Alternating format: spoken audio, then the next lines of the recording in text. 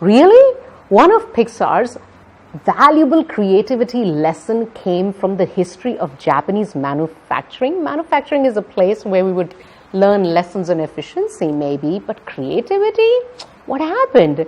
Welcome to Thank God It's a Story Saturday, a weekly video series where I share stories with you that you can use to make your messages connect. Today's story is from Creativity INC by Ed Catmull. If you have ever been to a manufacturing plant, you would know the factory line has to keep going. Lost time is lost money. If there's a quality issue, quality inspector is responsible, and nobody, absolutely nobody other than the senior manager has the authority to halt the line. In 1947, an American working in Japan would turn this thinking right on its head. This gentleman's name was W. Edwards Deming, who, on the request of the US Army, had gone to Japan to assist with the planning of 1951 Japanese census. When he got there, he got to speak to a lot of engineers, scholars, and teachers in Japan. And one of the things he mentioned in his philosophy of productivity was that you have to give the responsibility of managing the factory line to be able to stop it from the senior manager to the person who's like the lowest in terms of the hierarchy. So everybody should be able to stop the factory line and have the responsibility of finding and fixing the problem. Now, to institutionalize this is where it gets interesting. They didn't just say that everybody has the responsibility. What they did was they put this cord in the factory. Now, if I am somebody who's of a really low sort of in hierarchy and I'm working and I find a problem, I can pull that cord and halt the line and fix the problem.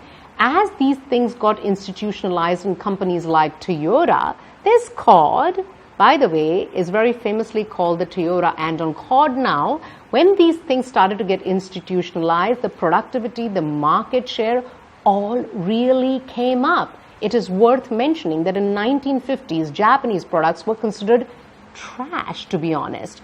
But because of this sort of a philosophy, the quality of the products started to become really, really good. Now, what is the point of this story? The point of this story, you think I'm saying, is empower everyone because then they feel the sense of pride and that they have some sort of a control over the quality. That's a very obvious message. But the non-obvious message here is this. In cultures that are quiet cultures, you can't just advocate for speaking up when you see a problem. You have to have things that make it easy for people to speak up, like the cord. It's so much easier to pull the cord than to try and find your supervisor and say that something is wrong and you would like to fix it. Some companies like GE adopted the white napkin strategy in meetings where they felt like if they didn't like what someone was saying, rather than saying what you are saying I don't like, you pick up the napkin. In other companies, they have this thing called goad. Whenever the goad is thrown at you in the meeting, it's your time to speak up. Now, it is important we remember that speaking up is much harder than it sounds. Therefore, find ways that make it easy for people to do things that you want them to do. Stay storied. I'll see you here next Saturday with another story.